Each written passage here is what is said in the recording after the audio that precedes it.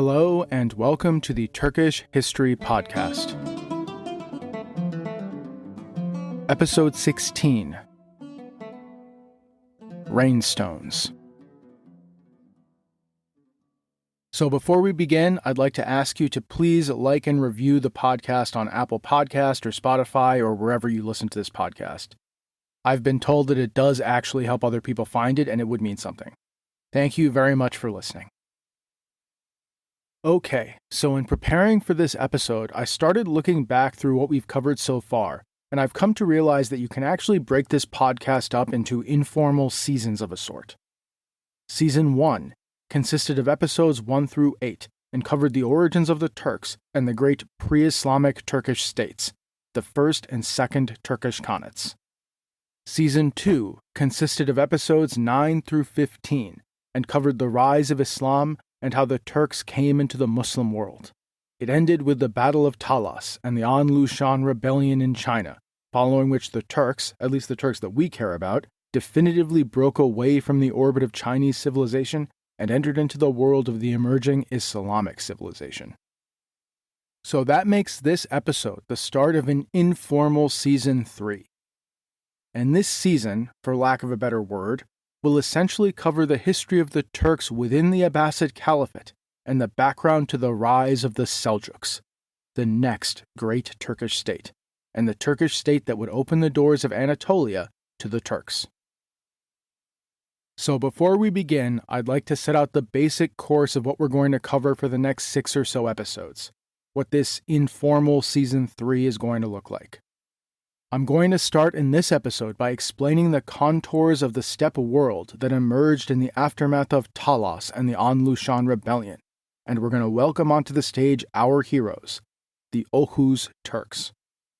Then, for the next couple episodes, I'm going to cover the history of the Turks within the Abbasid Caliphate and their role in the transformation of the Caliphate. I'm then going to spend a couple episodes on the political situation in Iran and Central Asia that directly led to the rise of the Seljuks, before returning to the Oghuz and covering the rise of the man himself. So with that said, let's begin. Now, before we introduce the Oghuz and the state that they would build, we need to understand what was happening both to their east and to their west, and the circumstances in which the Oghuz emerged and built their state. Now, starting in the far west of the steppe world, we actually have to back up a bit. These far western areas are not the focus of this podcast, and these Turkic peoples are not the subjects of our story, but they do deserve a mention and they will play a role in the story of the Oghuz. Now, as we have discussed a couple of times before, far to the west, the Khazars had become a completely new and independent state, a new Khanate. They had broken away entirely from the old Göktürk Western Khanate as it had collapsed in the 7th century. Likely this was a gradual process. As the Western Göktürk state broke down, as the Khan became weak, the Khazars became more and more independent. Finally, they owed merely nominal loyalty to the Göktürk Khan, which ended when the Göktürk Khans themselves ceased to be rulers of the steppes. The Khazars were then able to establish their own powerful Khanate north of the Caucasus Mountains between the Caspian and the Black Sea, a state that stretched even further west into the Ukraine than the Western Khanate had ever done, and east into the steppes of western Kazakhstan.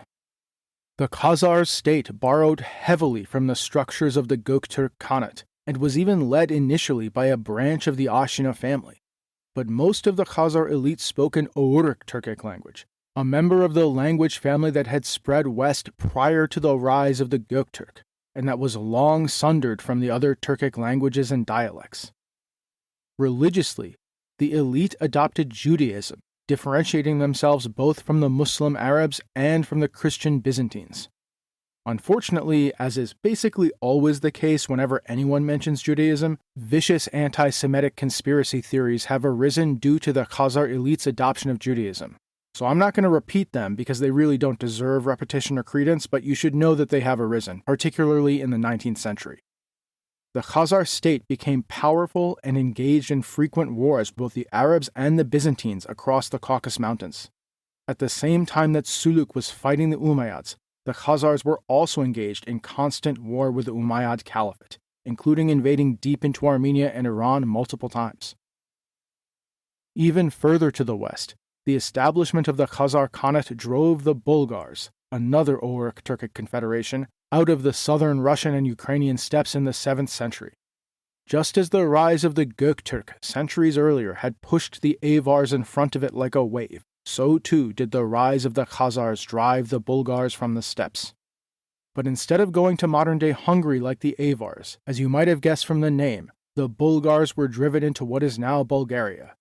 Here this Turkish tribal confederation would come to settle, eventually becoming cooked and adopting the Slavic language and Orthodox Christian faith of the people that they conquered. So that was what was happening to the far west. Now on the other end of Eurasia, after the Battle of Talas and the An Lushan Rebellion, Tang rule over the steppe in Inner Asia basically totally collapsed. As the Tang Empire pulled back, a series of khanates attempted to fill the power vacuum. The mighty Uyghur Khanate arose in Mongolia and took over the Tarim Basin and the lands closest to China. It was centered around the old Orkhan valleys of Mongolia, the capital region of the old First and Second Turkish Khanates, and the Uyghur Khanate became a truly mighty force in the east.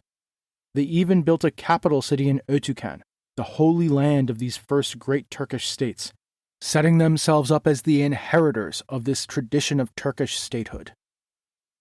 To the west of the Uyghurs, after betraying the Tang to deliver victory to the Arabs at Talas, the Karluks formed another mighty Khanate closer to Central Asia in the area around the Tian Shan Mountains. In 766, they defeated the remnants of the Turgesh and occupied Suyab, the semi-capital of Suluk's old state. And as we will discuss in a later episode, the Karluk Khanate would eventually evolve into the mighty Karakhanid Khanate. Both the Karluks and the Uyghurs would eventually convert to Islam in the 11th century, and the Karakhanid and Uyghur Khanates would lead to a great flowering of literature, poetry, architecture, science, and culture. Aside from these two great cooked Turkish Khanates, two great uncooked Turkish Khanates would also be born. The Kyrgyz Khanate came to arise in the area around Lake Baikal and into the steppes of Mongolia. A very warlike Khanate, the Kyrgyz were at this time quite multi-ethnic, and, in a break from the more civilized Uyghurs, appear to have had absolutely no interest in writing or dealing with the Chinese state or the other hallmarks of more cooked steppe nomads. Additionally, the Basmils also formed a powerful Khanate near the Altai Mountains. Like the Kyrgyz, the Basmil Khanate was a warlike state, not particularly interested in dealing with the Chinese state or in the trappings of civilization. Both the Kyrgyz and the Basmils were in constant conflict with each other and with their neighbors.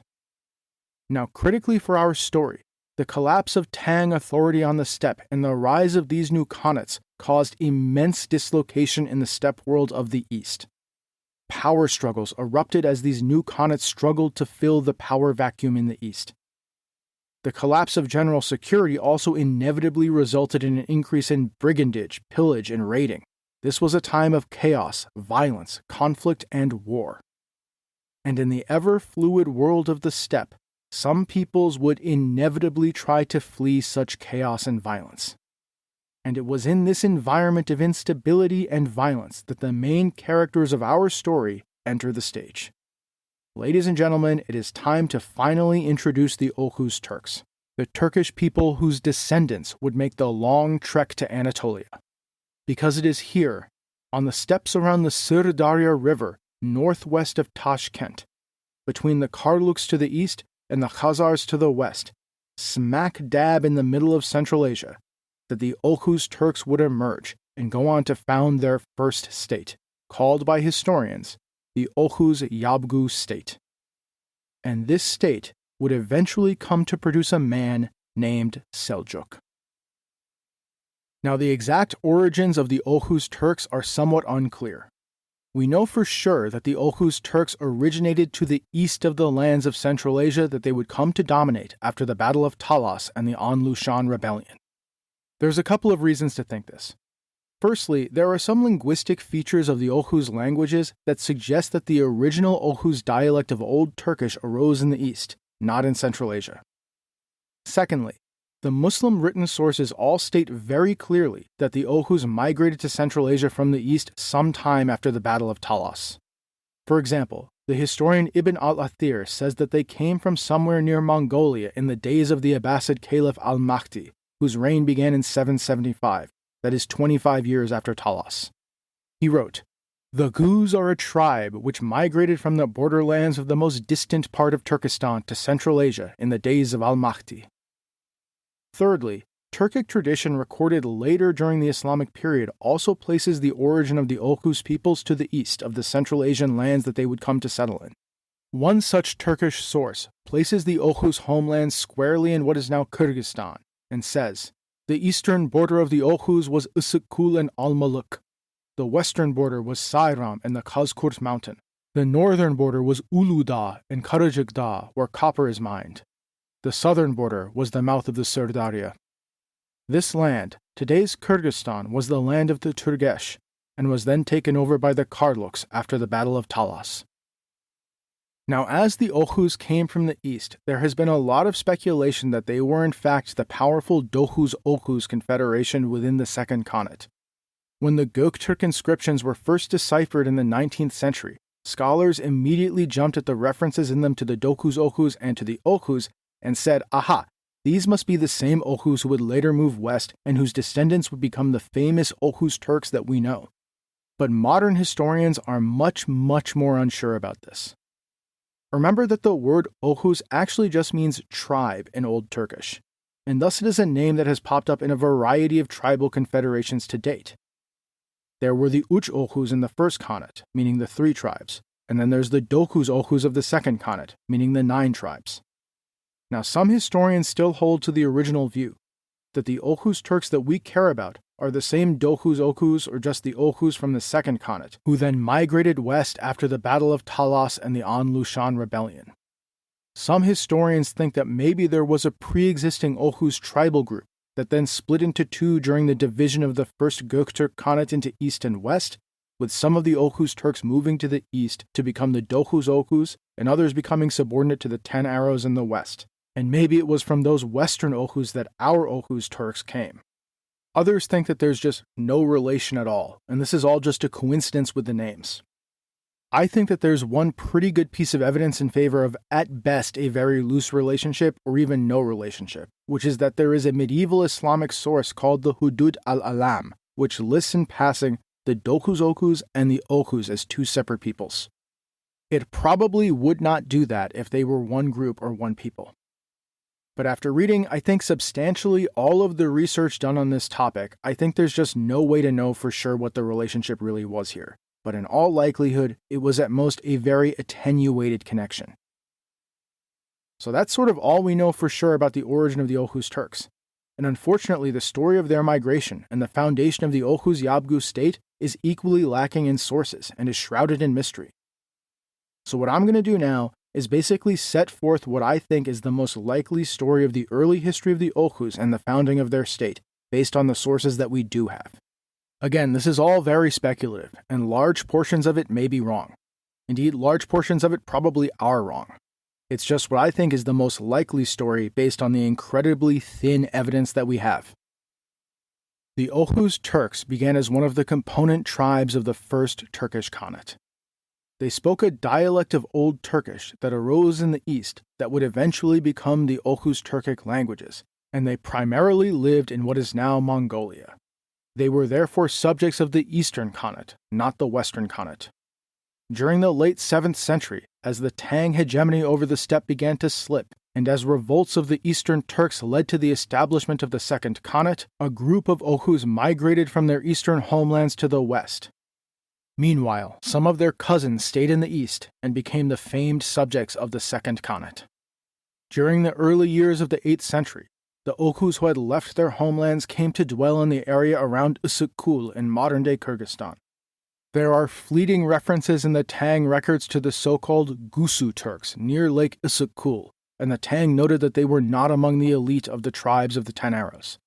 These references in the Tang records are to these newly arrived Oghuz from the east. These Western Oghuz eventually came to submit to the Turgesh Khanate in the 8th century, which had been formed by several of the elite tribes, or Arrows, of the old 10 Arrows of the Western Khanate. After all, their homeland around Lake Issyk-Kul was merely a day's ride from the semi-capital of the Turgesh at Suyab. They fought under Suluk in his campaigns against both the Umayyads and the Tang. But then, after the fall of Suluk, the Turgesh Khanate began to weaken. It would eventually come to be taken over by the Karluks and by the Oghuz. After switching sides and decisively allowing the Abbasids to achieve victory at Talas, the Karluks came to be the most powerful of the tribes around the Tian Shan. As they took over from the Turgesh in the late 750s and early 760s, the Karluks came to form a confederation of sorts with the neighboring Oghuz.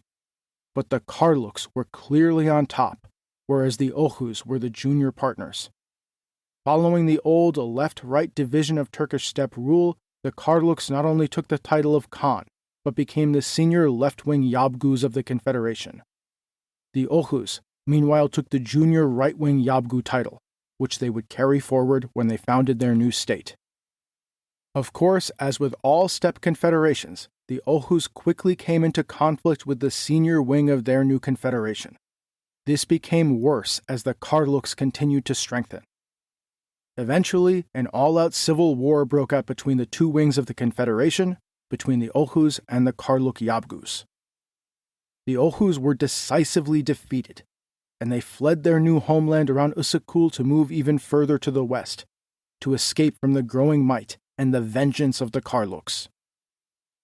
And so it was that in the 770s and the 780s, the Oghuz Turks came to the steppes around the river Syr Darya, that great river which flows out of the Fergana Valley. They brought with them only their herds and the title Yabgu, a link all the way back to the glory days of the old first great Göktürk Khanate. But the Oghuz tribes from the area around Ussukul were not the only newcomers to these steppes. They were joined by other Turkic clans from other regions of the east, tribes fleeing the rise of the Karluks, the Uyghurs, the Kyrgyz, the Basmul, and the violence in the east. This included some of their cousins, distant cousins, Oghuz Turks who had lived under the old Second Turkish Khanate, and whose names were inscribed in the great stones. Now these new tribes did not all start out speaking the Oghuz dialect. There were clearly a variety of Turkic peoples who joined with the Oghuz who had fled from around Ussukul, refugees, fleeing the chaos of the eastern steppe after the collapse of Tang authority. As these refugees moved west into these steppes, they began to coalesce into a new steppe confederation, the nucleus of a new state.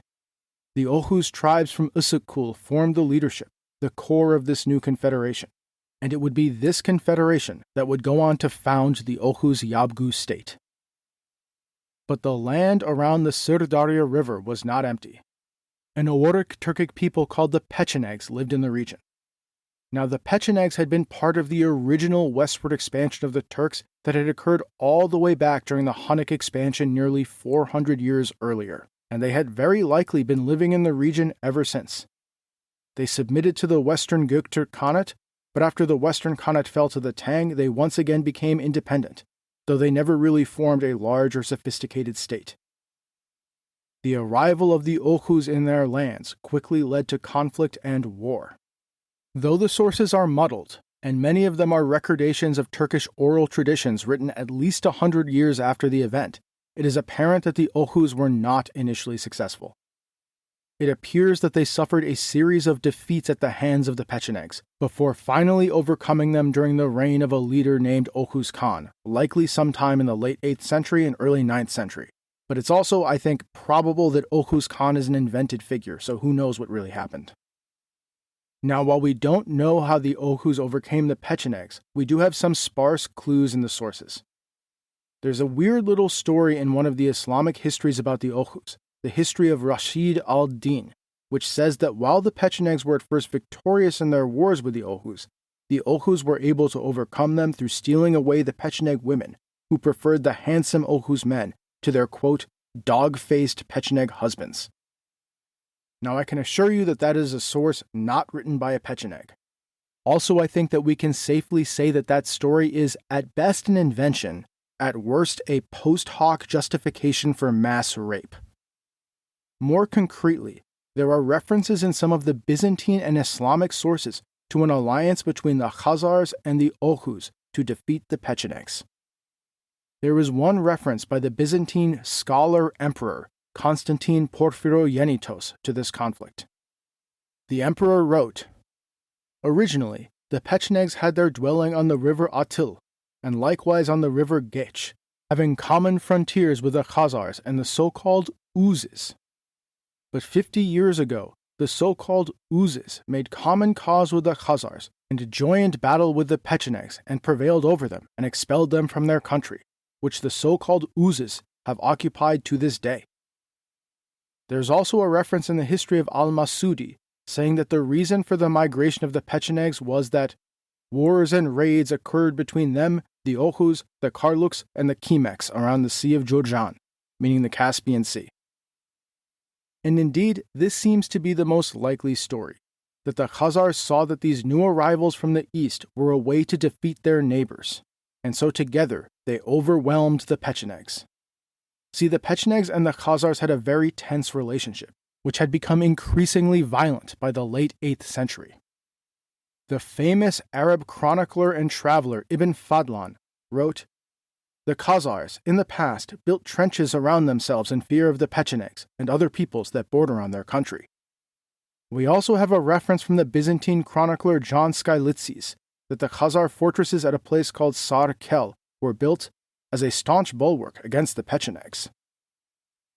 So as the Oghuz migrated from the east, the Khazars saw them as a way to defeat their fearsome and troubling neighbors.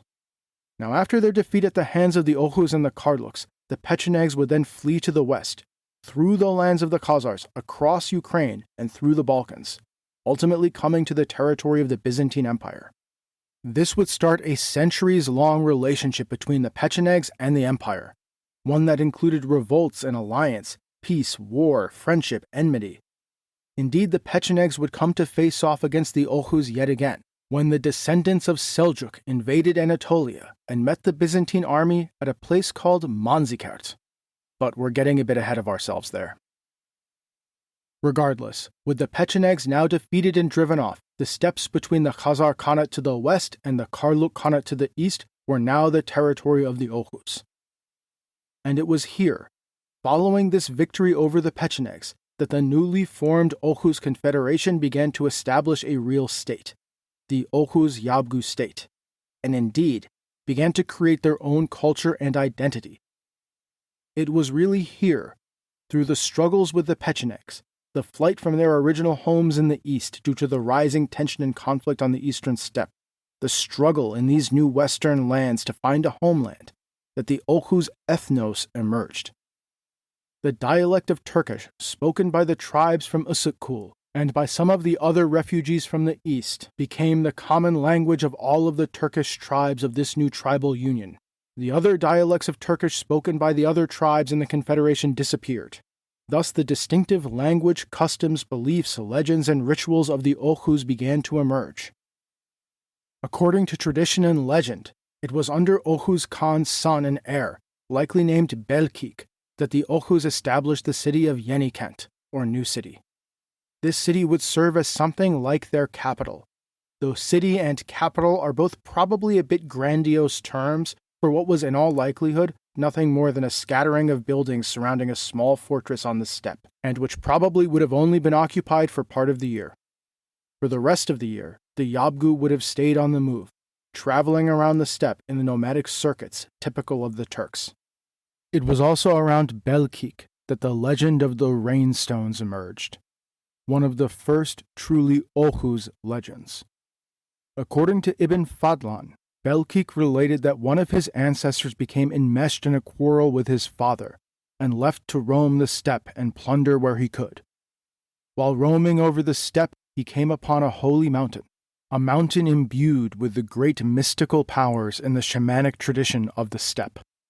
There, fleeing from the burning heat of the sun, he took refuge in a deep cave, following several wild animals. In the cave, he found the wild animals protecting several small stones. The animals, taking the stones into their mouths, then left the cave, and raising their heads in the air, displayed the stones to the baking heat of the sun. Clouds suddenly appeared and blotted out the sun, and it began to rain. His ancestor took the stones and then reconciled with his father. The stones thus became the property of the line of the Yabgus, coming down through his ancestors to Belkik himself. Now in this story of the Rainstones, I think we see both the enduring importance of the shamanic tradition to the Turks, as well as a very clear indication that the founders of the Oghuz Yabgu State were not Muslims, but instead kept to the old, Tengriist religion of the steppe. We also see here the intertwining of the political and the spiritual. Think all the way back to our early episodes on the First Khanate, how the Ashna clan cemented their authority by tying themselves to the divine and the supernatural, and this is sort of a similar thing. For one thing, the idea of rainstones goes all the way back to the First Khanate, where various khans were reported to possess stones that they could use to control the weather. These were a symbol of their spiritual power and their specialness, their connection to the shamans and to Tengri himself. So Belkik and these new Oghuz Yabgus were using this legend to assert that they, the new dynasty of this new proto-state, also held certain spiritual and shamanic powers. And they were also tying themselves back to the old First Khanate, just as they did with their use of the title Yabgu. In short, all of this was part of their propaganda of legitimation.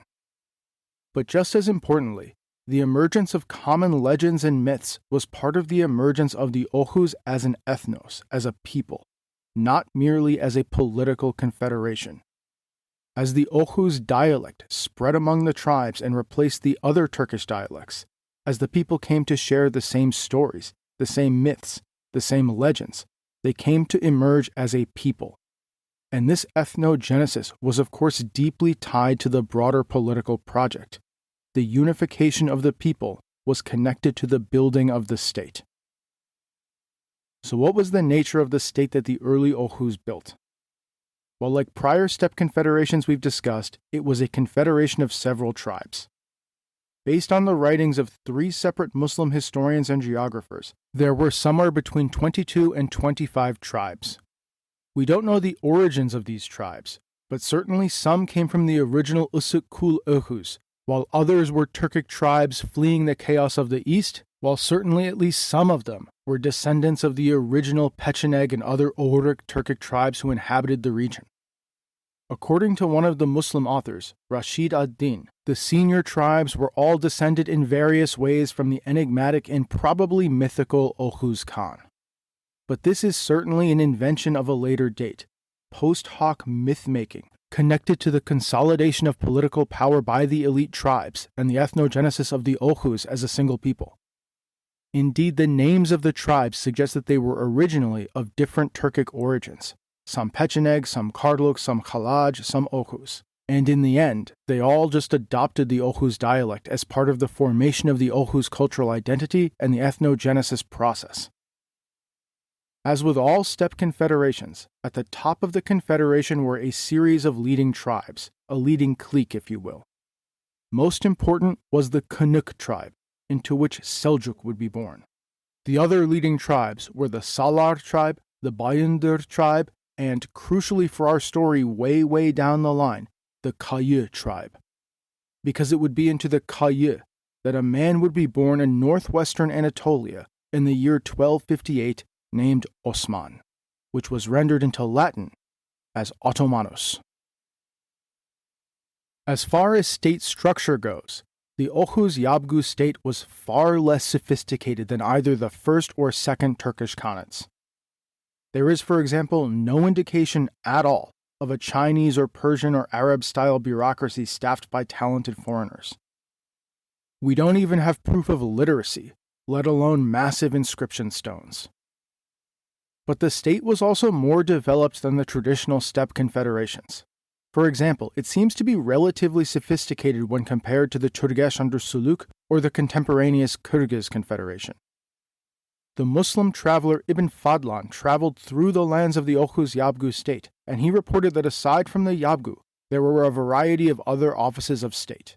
In addition to the Yabgu at the top, he mentions that there was a deputy of the Yabgu given the title Kul Erkin, and a variety of Tarkhans who commanded the state's armies, along with other officers. There's also a reference to the title Baygu in some sources, which appears to have been a rank below the Yabgu. Critically, the ruler of the state did not claim the title Khan, likely a recognition of the superiority of the larger steppe confederations of the Khazars and the Uyghurs. Instead, he bore the title Yabgu, carried forward from the early days of Oghuz history. The building of the semi-capital at Yenikent was also clearly a mark of some level of centralization and sophistication. Though the Yabgu and his court would likely only spend the winters there, this was still the nucleus of a permanent government apparatus. Even when the Yabgu left to return to the steppe, the city remained, and it would grow over time. It is likely that some form of continuing administration and state presence stayed in place there year-round. A treasury, some form of state records, and some form of rudimentary bureaucracy, probably mostly involved in communication between the Yabgu and the rest of the Confederation's political leadership. But this should not be taken too far. Overall, the state remained a loose confederation, and a deeply, deeply fractious one at that. At the tribal level, each tribe had a recognized chieftain or headman. According to the Hudud, each of their tribes has a separate chief on account of their discord with one another. Indeed, the Yabgu seems to have been relatively weak. There's not even evidence that they could effectively assert a monopoly over foreign relations, which is kind of a big deal on the steppe. We see fleeting references in some sources to foreigners dealing directly with the subtribes, which is not something that strong rulers typically tolerate. I think we should try to see the Yabgu as essentially the first among equals of the chieftains of the 20 to 25 tribes of the Confederation. Probably he played some role as arbiter of disputes among the tribes, along with some military role when the tribes of the Confederation fought on the same side. Likely stronger Yabgus would try to assert more control over the subtribes, but we don't have a record of a particularly brilliant Khan or Yabgu who managed to build a real state or empire. The references in the Muslim sources to the internal fractiousness suggest that violence among the subtribes of the Confederation was common, even if it didn't necessarily rise to the level of full-on civil war. But aside from the political history, what was the steppe world of the Oghuz at this time really like? What was life like on these steppe lands bordering the Muslim world? Leaving aside political history, what were its vibes, for lack of a better word? Well, if you remember all the way back to episode 1, I said that steppe societies always develop in concert with their settled neighbors. Ownership of large numbers of 5 species of migratory grazing mammals, however many of them you have, can never equal the productive capacity of sedentary societies, who can marshal all of the resources of their environment. The sophistication and centralization of political structures among the nomads is always directly proportional to the sophistication and centralization of the neighboring sedentary civilization. And in this case, the sedentary civilization was the Abbasid Caliphate, currently creating the so-called Golden Age of Islam. After defeating the Tang at Talas, the Abbasids had cemented their control over all of Transoxiana, Bukhara, Samarkand, Fergana, even Tashkent, the cities that the Turgesh and the Umayyads had desperately and brutally fought for, were all now definitively brought into the domains of the Caliph. And these cities in Central Asia would be a critical center in the upcoming Golden Age of Islam, home to many of the great scientists and thinkers that this age would be famous for. In other words, the sedentary society that the Oghuz Turks bordered was a society of unrivaled wealth and sophistication. Now we're going to discuss in detail the role of the Turks and the Abbasid Caliphate next time. But for now, the important thing to remember is that following Talas and the An Lushan Rebellion, the Turkish world of Central Asia completely reorientated away from China and towards the Abbasid Caliphate. And the steppe world of the Oghuz in particular was deeply tied to the frontiers of the Abbasid state. Now we've seen this frontier relationship between the steppe empires and China, where the steppe warriors raid and trade with the Chinese state, and the role of the Khan or the Yabgu is to mediate the relationship with that state. And indeed, it is in the act of that mediation, in the recognition by the central state, that the Khan or the Yabgu derives his power from. He's the person that the external state wants to deal with, and that gives him power over the tribes. And that same sort of relationship is going to play out here in Central Asia. But while the Abbasid state was all-powerful, the relationship with the frontier was geared less towards raiding by the Turks and more towards trading. And as in China, the sedentary state here would also turn to the fearsome steppe warriors for military muscle. Now, economically, the primary mode of production remained what it had been throughout the course of this podcast. That is nomadic animal husbandry of the 5 species of Eurasian grazing mammals: sheep, goats, cows, camels, and the all-important horse. Most people on the steppe world continue to live this nomadic life, traveling throughout the year with their herds, living in felt tents. One Islamic source describing the Oghuz says, "Their wealth is in horses, cows, sheep, arms, and game in small amounts." So basically, we're just talking about the same nomadic steppe life that's existed from the beginning of this podcast, right? Well, actually, no, because there have been some changes. First of all, Muslim sources from the late 8th and early 9th century mention that there were many Turkish merchants. And indeed, we've seen passing references to this in other sources as well. Back during the days of Suluk Khan in the early 8th century, I mentioned a reference in the Chinese sources to Tang officials mistreating Turkish merchants in the Tarim Basin, and how this angered Suluk. There are also passing references to Turkish merchants in the Byzantine sources. So there have been Turkish merchants for some time, which makes a lot of sense. Who better to move goods between the Silk Road city-states than the nomads who are constantly on the move anyway? And it seems that the Oghuz increasingly began to pursue this line of work as a supplement to the nomadic life and to plundering and war, until for some of the population, it became the primary way of life. The Hudud tells us that the Oghuz were a particularly mercantile people, saying, "Among them, merchants are very numerous." And this was of course connected to the existence of the rich and all-powerful Abbasid Caliphate next door. If you can't raid them, you're better off trading with them. Connected to this growing merchant economy, starting in the late 8th and early 9th centuries, we see evidence for permanent Turkish settlement, the very earliest beginnings of Turkish urban life. The Islamic sources mention somewhere between 8 and 9 settlements as Oghuz towns, though we don't know the timing of their settlement other than that they were likely established between the 8th and the 10th centuries. The geographer Idrisi states that the Oghuz would build fortresses on the steppe to hoard their treasure and where they would deposit their families in times of war for safety. This may have then resulted in some nomads becoming essentially semi-nomadic, indeed like the Oghuz Yabgus themselves had after the foundation of Yenikent. That is, they would reside in towns and fortresses during the harsh winter months and then return to the steppe in the summer.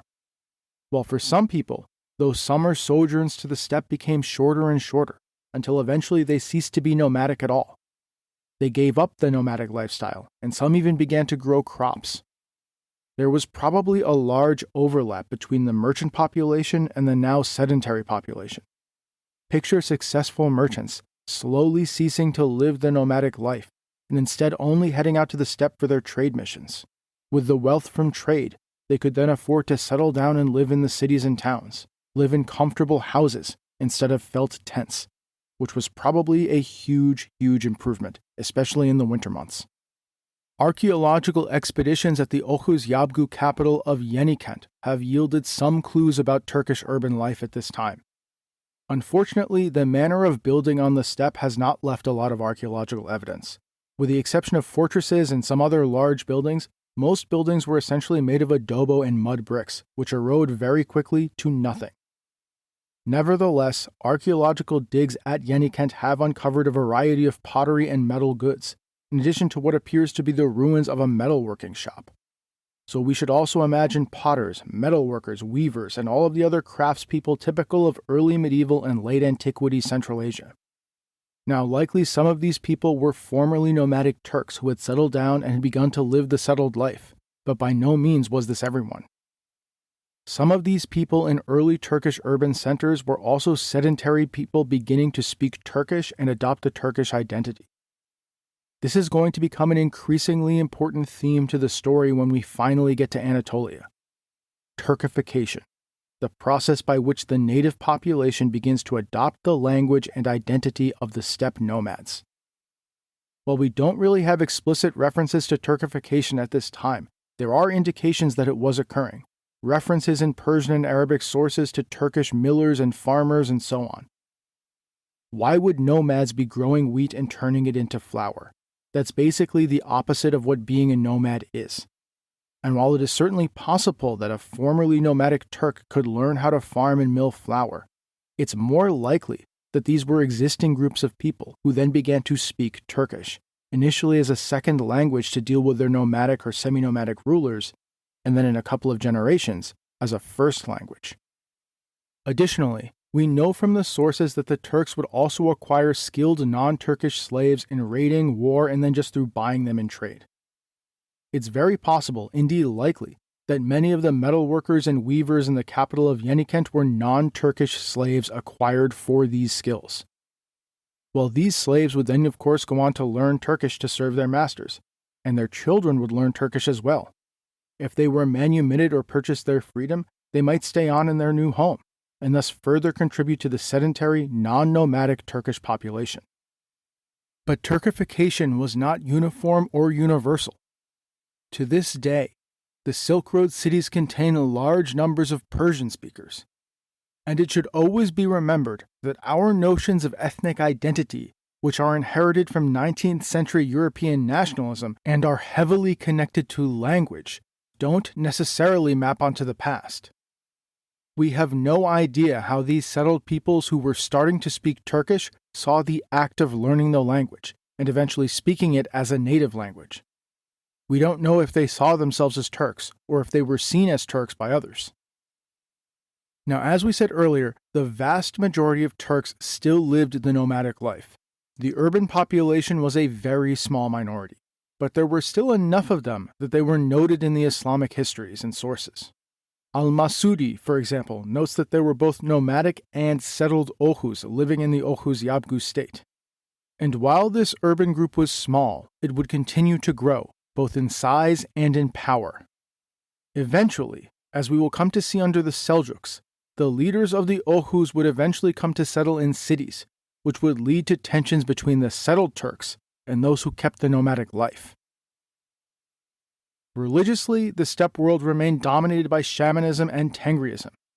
Ibn Fadlan notes that the Oghuz primarily worshipped Tengri. As we discussed in earlier episodes, Tengriism was more orthodoxic, that is what people believed about the spiritual world, while shamanism is more about orthopraxy, the practices relating to spiritual worship. But the Turks were not monogamous when it came to religion. There was no conflict at all in going to see the shamans and being a Buddhist or a Christian or a Manichaean. And increasingly, Islam was making inroads, and indeed, it was on its way to becoming the only religion of the Oghuz. Now, we're going to discuss in detail the Turkish mass adoption of Islam in a later episode. Really, the mass conversions didn't really start occurring until the 10th century. But even now, in the 8th and 9th centuries, Islam was making inroads. And it's important to remember that at least at this time, the Turkish adoption of Islam did not necessarily mean the abandonment of other religious practices. Indeed, Islam instead slotted in over the existing religious practices on the steppe. Remember that the Abbasid revolution had been accomplished by frontier settler Arabs and converts to the religion, and that Abu Muslim's whole deal is that all that it takes to be a Muslim is belief.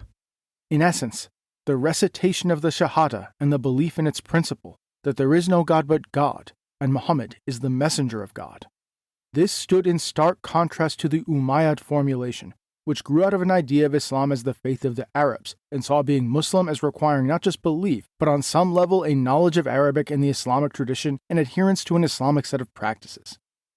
Now, after the Abbasid revolution, missionaries flooded across the steppe, bringing with them the new faith, one that now demanded only belief in a relatively simple formulation. Now, because the Abbasid formulation required only belief in a relatively simple proposition, it was easy to fit in over existing religious practices. And it's important to remember that the Oghuz had a long history with other essentially monotheistic religions: Christianity, Zoroastrianism, Manichaeanism, even Tengriism. The Turks also had experience with Buddhism and other textual religions. They were in essence sophisticated religious customers, to whom Islam made sense and could easily fit in with the existing shamanic practices that they already did. And so Islam increasingly came to replace the Tengriist orthodoxy. while the shamanic orthopraxy remained in place. There's a saying that the Turks took only from Islam what they could fit in their saddlebags, and there is a measure of truth in that. The rise of Islam, in the beginning, complemented existing religious traditions instead of displacing them. And Islam faced very few orthodox competitors aside from Tengriism. With the Sassanid Empire dead, Zoroastrianism and Nestorian Christianity came to decline, and the end of Chinese influence in Central Asia finished off Buddhism. And as for Tengriism, it was no longer the religion of a vast and united steppe empire. It was tied to no great state, and increasingly became more of a folkloric tradition than an actual system of belief. And so inevitably, Islam came to gain more and more converts among the Oghuz. As the Turkish steppe world became increasingly connected to and intertwined with the Islamic civilization that it depended on, conversion became increasingly valuable and increasingly common. Naturally, this was far more true for the settled Turkish population than for the nomads. If you're one of these new urban Turkish merchants doing a brisk trade with the cities of the Caliphate, being a Muslim is a huge advantage. It gives you access not only to the judicial system and the social institutions of the Caliphate, but it also helps bridge the gap between you and your customers. Ibn Fadlan wrote that the towns of the Oghuz were the abode of the Trucial Turks. From their tribes, many have turned Muslim.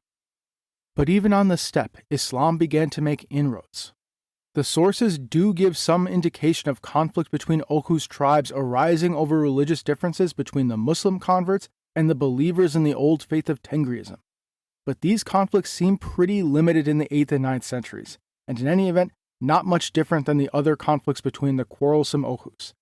Likely these religious conflicts overlaid other intertribal conflicts that existed for wholly separate reasons. Now, foreign policy-wise, like I said earlier, the Oghuz Yabgu State did not actually fight the Abbasid Caliphate that much. The Abbasids were just way too strong. But that did not mean that there was no warfare. Quite the contrary. It's just that instead of launching attacks on the Abbasid Caliphate, the Oghuz became mired in endless wars with other steppe peoples. Idrisi says that there were many Oghuz lords, essentially independent or semi-independent, who would routinely launch wars against each other and their neighbors. After allying with the Khazars to drive the Pechenegs from their new homeland, it appears that the Oghuz would routinely raid the Khazar Khanate. Ibn Fadlan makes multiple references to Oghuz captives among the Khazars, and the history of al-Masudi writes that in the winter, the Oghuz would routinely raid across the Khazar steppes. And as we will discuss in more detail in a later episode when we introduce Seljuk, the Oghuz would eventually come to participate in an all-out war against the Khazar Khanate in the 10th century. The Hudud, in the history of al-Marwazi, state that in times of peace the Oghuz and the Kimaks would often share winter quarters, which also implies that they went through times of war and raiding with each other. There are other reports in the history of Ibn al-Athir to the Oghuz engaging in war and raiding with the Turkish peoples of Khwarezm. So the picture we get from our relatively sparse sources is of a disorganized but warlike people, routinely fighting with each other and with their neighbors. Now these wars with each other and with other Turkish neighbors came to have an economic purpose. Because in war, the Oghuz would capture prisoners to sell into slavery, and the principal destination for those slaves was the Abbasid Caliphate. Now, as I said earlier, the Abbasid Caliphate was simply too mighty to be plundered and raided by the Oghuz. But there was a great deal of trade between the Caliphate and the Oghuz Yabgu State. Furs, timbers, and slaves moving south, gold, silver, and spices moving north. And the most prized slaves were actually Turkish slaves. The Abbasids didn't just buy slaves from the Oghuz, but they even sent raiding parties north to capture Turkish slaves themselves. Indeed, according to Abbasid sources, Turkish slaves in general, and Oghuz slaves in particular, were by far the most valuable slaves on the market. So why would the Abbasids want Turkish slaves? Well, remember that the Abbasid revolution had grown up in the east of the Caliphate. It was born in the lands of Khorasan and Balkh, in the lands of the Silk Road cities of Central Asia, in lands where martial prowess was seen as the unambiguous attribute of the Turks. Turkish steppe military power had played a critical role in the Abbasid revolution itself. And so, just like the Chinese before them, the Abbasids increasingly began to look to these steppe warriors to form the backbone of their military. But unlike in China, where the Turks had been assimilated into the Tang state as subject tribes. The Turks who came to serve the caliphs were largely enslaved soldiers. They were called gulam, meaning servant, or mamaluk, meaning one who is owned. These Turkish slave soldiers would provide the Abbasids with the military might to not just keep the lands of Islam united and safeguard the golden age of Islam unfolding in Baghdad, but indeed to become the unrivaled military superpower of the day. From North Africa to Anatolia to India, the Turkish slave soldiers of the Abbasids swept all before them. But as we will discuss next time, this situation would end catastrophically for the Abbasids, because as they served the Abbasid caliphs in the saddle, guarding the rich palaces of Baghdad and serving as the invincible military force of the most powerful state on earth, the Turkish slave soldiers got to thinking that maybe the time had come for the slaves to become the masters.